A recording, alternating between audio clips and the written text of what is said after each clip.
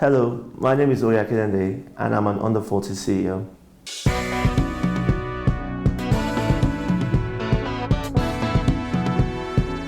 African Renaissance. The concept that the African people and nation shall overcome the current challenges confronting the continent and achieve cultural, scientific, and economic renewal is here, with young men and women taking the lead. Some call them the new school heroes. We call them under 40 CEOs. Oye Akindeinde's experience has been primarily in consumer goods, e-business, financial, media, and digital sectors. With demonstrated initiative and creativity, he has been successful in IT, project management, strategy, product and business development, and marketing, giving him a vast set of skills. He holds a master's degree in Business Information Systems from the University of Hertfordshire and a bachelor's degree in Computer Science from the University of Lagos. He is also a member of the Project Management Institute. In his current capacity, Oye is responsible for strategically developing and managing key relationships in the continent to fulfill the firm's vision of becoming Africa's premier digital distribution company. Oye Akindeinde is the Regional Director, West Africa at Boomplay Music. All right, welcome to Under 40 CEOs, Oye. Thanks for having me. All right, Oye, you were born in Lagos, Nigeria. Please do share about your pre-teen years and growing up in Lagos. Lagos was an amazing place to grow up in. Was or is? Is. No, you said pre-teen, so I'm going to the past. It still is an amazing place, but I recall having fun. Me being the last born in the family, I have two older brothers and a sister, and they were way older than me, so 10, 8, and 6 years older than me. And they always used to look out for me, and they had fought my battles. So pre-teens was fun, You had all the parties to go to during the holidays. You had all the TVs. Then we're watching the VHS. I don't know if people. I grew up in the 90s, 80s, 90s, in 90s mostly. And it was just that era where music was at its best, So you had DJ. We had Fresh Reds was in the Odulagwa, so sometimes we would go there try and get a tape cut. It was just fun, And preteens was, when you don't have a care, you just wear on pocket money for your parents and do stuff. But one of the things with preteens that helped me was I was able to discover some of my passions. So I'm a bit creative in nature. So I was already drawing comics, trying to sell them, even right from primary school, I sell them for ice creams and stuff. And during my teenage year, my dad brought home one day a Windows 3X system, and that's when I knew I was going into IT. So everything just changed for me there. All right, you attended the University of Lagos, where you read computer science, and then subsequently the University of Hertfordshire for your master's degree. Please do share, about your time studying to be a geek. The university itself had a mix, so it had people from different countries. My class, we had the British, we have Nigerians, we had Kenyans, Indians, Russians, Estonians. So it was so amazing to understand the different cultures and understand that everyone has his right to be smart, And it kind of made me understand tech business from a global perspective, because everyone was sharing their own experiences from their own countries, and it kind of, you could honestly apply it to your own issues as well. All right, so what key learnings did you take from your master's program at the University of Hertfordshire as it applies to your work life today?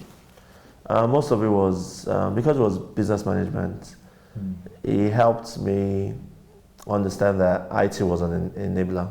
It wasn't just building databases, and so you could actually use it to enable every other kind of business.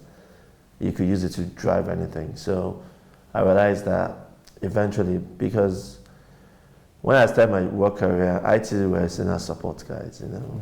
They only call you when something's broken. They never ever praise you, you know.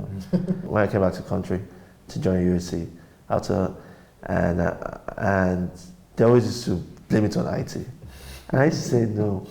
So I had a friend, Undukwe, and we used to be a bit cheeky. So sometimes we just say, let's put off the network for an hour and then put it back on. So they'll say, hey, thank you, IT, and it kind of helped, you know. So in 2003, while still in the United Kingdom, you were contracted by Marks and Spencer to work on their website. What was that experience like? How did it feel? I got the opportunity through my dissertation supervisor, Nadine McGoldrick. She has supervised me and she knew I knew how to develop websites. And she told me that she just lectures there a few hours, but she works full-time in a web development company that would have been interested to work there for like a few on the project. And I said yes, that would give me experience. So that was my first sojourn into like e-commerce.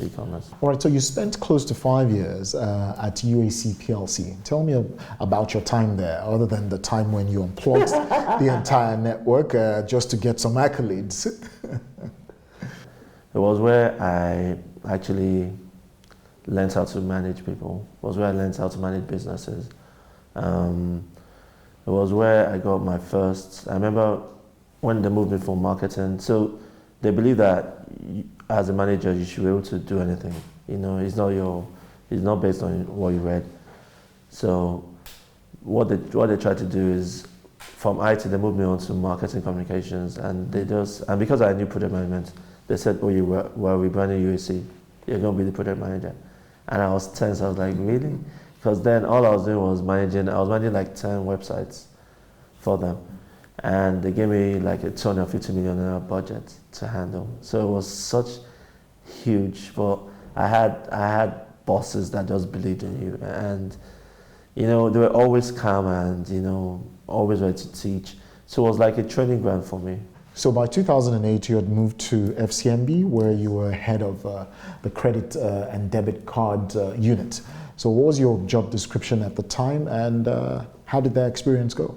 When I went to FCMB, it was funny, right? Because that's when they were still using MaxStripe, and the CBN had said all banks should move to chip and pin within like next 3 months. So imagine me jumping into the job. I didn't know anything about eBusiness, but they knew I knew product management, and they knew I had a techie background. So I had to learn as quickly as I could and still be able to deliver on the CBN migration. So it was one of my toughest periods, because you know when you're studying and you have to stay ahead of people that are already there and they're asking you questions, and you have to say, okay, let me quickly Google that before I answer. And so, well, it kind of made me understand project management better, because I was given a team as well, so I could rely on their strengths. And it made me realize that in everything you do, you have to keep on learning. You have to keep on improving yourself. This is Under 40 CEOs. Oye is also a co-founder of 360 Knobs Limited, a technology-driven marketing and entertainment services firm. With a vast experience in web strategy and development, he has transformed the 360 Knobs platform into one of Africa's biggest lifestyle and entertainment websites, catering to millions of unique visitors monthly. So you delivered the project in 3 months? Yes, we migrated a lot of ATMs. It was a beautiful period at FCMB. All right, you co-founded 360 Knobs alongside Noble, who remains the face of the brand. How did you get to meet Igwe Noble to create what would now be one of the top entertainment destinations online for Nigerians? So I actually met Noble through my wife. She was a year below him in urban and media planning. So they were kind of close, and so then it was just an Abba boy. We didn't even think our paths would cross. He told me he was coming to Lagos. He came to Lagos. He started working in Virgin. He got into entertainment. then I told him that, oh yeah, I think I want to do something in entertainment, but I love music. So I started writing music reviews. I think I wrote about Emma, I talked about it. Tribune published it.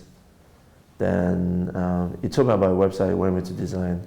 I told him I didn't have time because then I just moved into the bank and that project. So he said no worries that he'll get someone else to do it, but would like me to review it and still come on board. I said okay. So he calls me a few months later that, oh yeah, the website does come true, let's review it. So we met at the Galleria. So it was just natural that we clicked. So we had to think of the name. We toyed with a lot of things. And at that time, Noble was probably the most social out of all of us. So we said, okay, so it means a lot of things, you know. Nobes actually means, 360 Nobes actually means everything, no BS. And Nobes also is like Noble, Oye, Bimbo Suarez. So it just kind of played with it and we just said, let's just call it that. And we worked hard, we had sleepless nights and you know, we got to where we are. So you subsequently moved into the music business in 2012 with Spinlet. Tell me about your time there. Spinlet was nice. I was able to build my network in the music industry with Spinlet.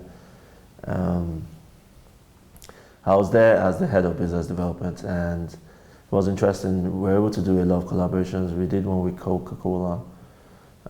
We did with Techno. So Techno, we got the Spinlet app reloaded, and it moved numbers by close to 1 million. Wow.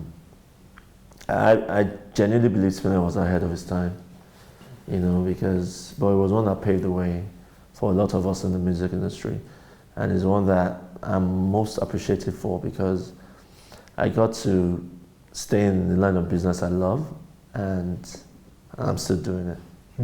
So today you're the regional director for West Africa at Boomplay Music, which is, I believe, a part of the Transnet group, a techno mobile group. Yeah. Please do share about your mandate when you took the job. What was your mandate? To build the most sustainable ecosystem for artists and fans. For me, it was such an amazing challenge because even in Spinlet, we had kept on touring with techno, the idea of building a music phone, so to rival Apple. And techno became more serious about it, and they said, oh, why don't you come over and run your ideas here? And so it was amazing. They gave me like free way to build my team, and they are so amazing with analytics, and you know, once you brief them, they know how to deliver. You know, it made me even stretch my project management further. You know, there I was saying, oh, I want this, I want that, I want this, and they were like calming me down. That no, let's phase it. You know, we'll do a long-term plan, a 5-year plan. These are all the features you want. Well, can we start with this, and then we let the user journey be interesting as we move along. And so it made me understand that you don't just you break big ideas into smaller pieces. You start with a lean startup and just produce the product along. So yeah. All right. So would you say you fulfilled your mandate? Every year they give me a bigger mandate. So this year I was going to come. We're going to grow to like 50 million users. We currently have like 37 million plus. So yes, I'm still trying to deliver on my mandate, you know. So yes, you've worked in entertainment, finance, consumer goods, you've worked in core tech, mobile. You know, is there any industry that you still desire to work in today? I'm happy where I am, but the dream was always to work in an oil company, but no regrets. Because I'm sure if I'd worked in an oil company, I'd have probably been fatter and lazier. I wouldn't have started 360. I won't be enjoying what I'm doing, you know. So yeah. All right. So tell me, how has travel and interacting with different cultures helped to shape your person? It gives me a global view, you know, and it makes me give me the ability to be able to adapt things. So, as I'm very, very innovative and creative, but I also believe that if there's a problem and there's already a solution for it, just adapt it to your local market. You know, Don't try and recreate something that's already out there that you can easily adapt. So I'm a strong believer of that. I'm a strong believer of now putting Africa firmly on the map, you know. In everything I try to do, I try to represent Africa. I try to let them understand that it's not a dark continent as it put it to be. We're not from the jungle. You know, we are actually very, very educated, and we're actually very, very intelligent people. So every time I try to interact with people outside the continent, I make them understand that don't be scared. You know, come in, share your ideas. Let's build this network. It's a global village now. This is Under 40 CEOs. In 2010, Oye was nominated for the Professional of the Year award at the Future Awards. In 2016, he made the list of Avance Media's 100 most influential young Nigerians, whilst also scooping the MITS Media Personality of the Year award in the same year. He is also Marketing Edge's 2018 Digital Entertainment Innovator. So let's talk awards, accolades, nods, and recognitions. You know, in 2010, you were nominated for Future Awards and Professional of the Year. That's what it was. By 2016, Media Personality, that was September of 2016. Yes. In 2016, Avance Media announced you as one of the 100 most influential young Nigerians. Yes. I mean, amongst other awards. What do these nods, awards, accolades, recognition, what do they truly mean to you? It just means I'm appreciated by my industry. It means that my hard work has been, because I love being in the background. So for me that I like to hide, people still get to notice. It's beautiful, you know. Generally, I'm a shy person. You might not know it, but I'm only very, very comfortable when I know a lot of people in the room. Then I can be as noisy and as playful as possible. But if you throw me to a crowd, even as much as I speak publicly, you know, my first 30 seconds, you can hear that shake in my voice. Mm-hmm. Then after that, I own the stage. So for me, it felt good to be appreciated by the industry. You know, I feel. Once you've even gotten to the peak of your career, you've achieved, you know, because even just being in the top 25% of the working class is an amazing feat, because Nigeria has 100 and let's just for close to 200 million Nigerians, and then you stand out, and it's an award given to you. So yeah, it feels really special. While on the CEO journey, what are those key challenges that you've had to overcome to make the strides you've made so far? Okay. So personally, for me, the first one will probably be time management. I had to actually work on my time management. I'm the kind of person that I like to stuff a lot in my day, and you know, things get to suffer. So I had to learn the Pareto's rule. That's why I actually went to project management, so I could start beginning of the day, get Jota. Now I use notes on my phone and write things I need to do. Then I prioritize them that, okay, this one will take 10 minutes, this one will take 5. So that was one of my biggest challenges. The other one was actually getting my leg into entertainment, because what people don't know is that I grew up in a family where music was. My brothers they formed a group when they were St. Fimbers. So music was all around me. There were vinyls playing every day in the house. So I used to think I would actually become a rapper. You know, even in the UK, I tried my hand at rapping. I still have my rap book, you know, so I was happy when I found out that the music scene was changing in Nigeria and you could actually make a career out of it. So even trying to break in was difficult, because they like to keep it close circles, you know. And I've found out that even now that I'm trying to break into the global music industry, it's even worse, because they still keep it close. You know, they don't want no new friends. So yes. Human resource is a key element to consider when building any enterprise or teams. How do you typically hire? So I'm a people's person. I can tell within 3 minutes of talking to you if if we're going to get along. You know, I'm not someone that, I don't look at qualifications, you know. Some of my companies, I have people that, they don't have a degree, but they're really, really serious techies. I have people that are still learning, but they're good at what they do. So I look past the degrees. I think it's just paper. I mean, yes, it's good, don't get me wrong. Education is good, it's really, really necessary. But you know, it doesn't have to be under the four walls of school. You have to be good at what you do. If you pick a skill set, master it. If you want to stay in the university, do it right. Don't run away from school. You know, don't run away from learning, because for me, learning is the best thing you can give yourself. Tell me about your leadership style. I hate there being problems. So if two members of my team are having a squabble or they're keeping malice, I try to sort it out. And I tell them that time is too short, you know. My dad used to tell me, tempus fugit, time flies. So never ever, don't dwell on little things, you know. We're here to build to work as a team. I believe in so even if I have an opinion and I know what to do, I'll let everyone in the team hear their views. And it kind of helps with shaping it, you know, because I don't know everything, you know, and you always learn. Especially now that we're in the digital space. I was born a millennial, sadly, you know, so it's always fun to pick brains of the younger ones that all they do is think mobile. So when you relate to them, so I always try to have a young team around me and a lot of experience as well.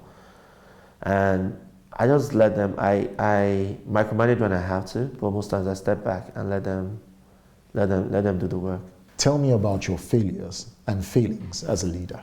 I try to make everyone happy, you know, so I try not to take the hard road of you know, I always try to resolve things, you know, so I know as a leader you have to be like, yeah, you're wrong, admit it, play hardball, but it doesn't work, because I really believe in respect for individuals. So sometimes I've had a few of my staff misinterpret me as being too soft. So but the thing is that I'm also quick to react. So, you know, so even if you see me as a softie, when I react to you, like, okay. So I'll say that's something I'm still working on, you know. Okay, so what are those key skill sets that you think a CEO needs to acquire in managing people? Well, so HR skills, I mean, you have to be a people's person. You have to, sometimes I go way deep, you know.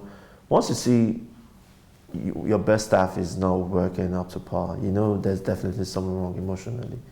So you have to mentor all the way. You have to make them like your family. You have to get involved in their lives, you know. Let them look up to you. Let them look up to the fact that they can talk to you. Because of things happening in their personal space, it affects their work, and it does go down the drain.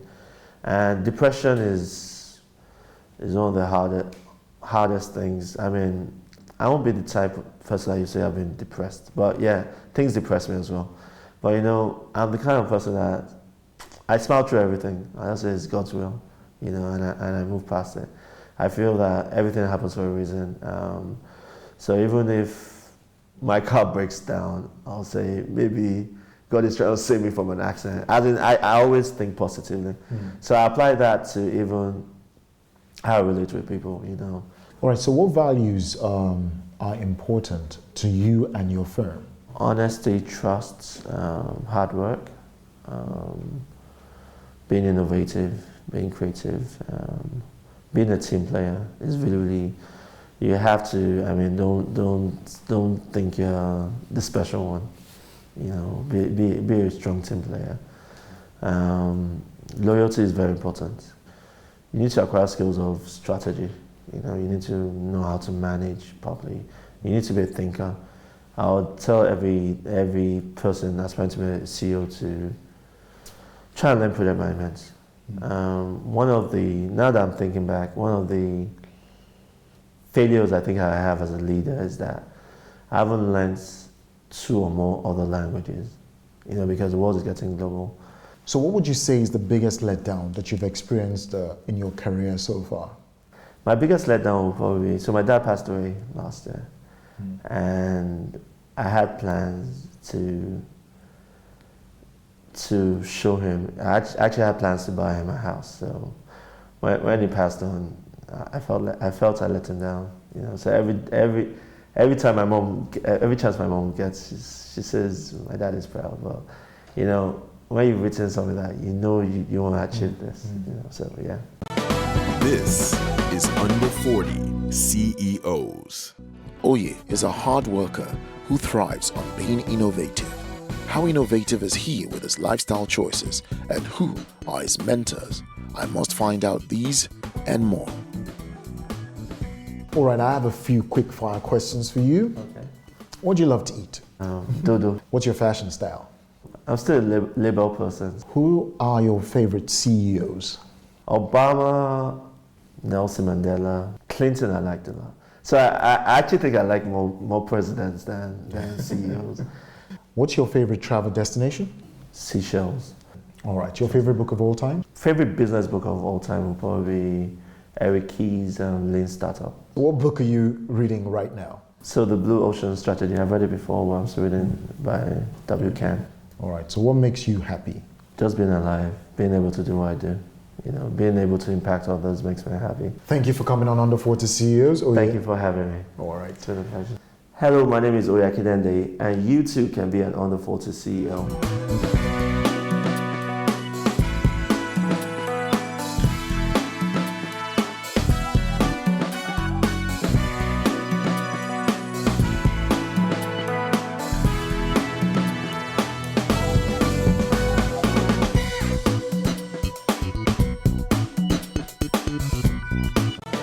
This is Under 40 CEOs.